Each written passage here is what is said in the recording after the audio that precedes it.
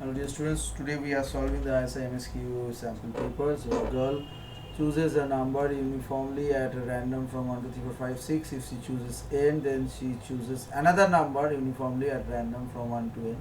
What is the probability that the chosen second number is 5?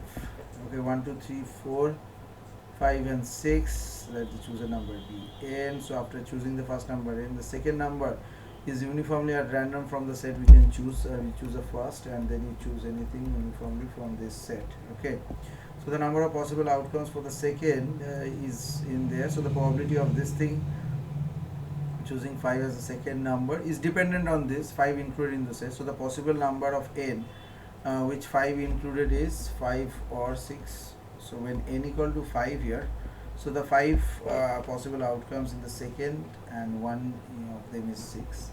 When n equal to 6, there are possible 6 outcomes and one of them is 5. So therefore the total number of favorable outcome will be 1 plus 1, 2, only outcomes are there, and that is the total possible, that is 6 comma 6, so sorry, it's 1 by 8.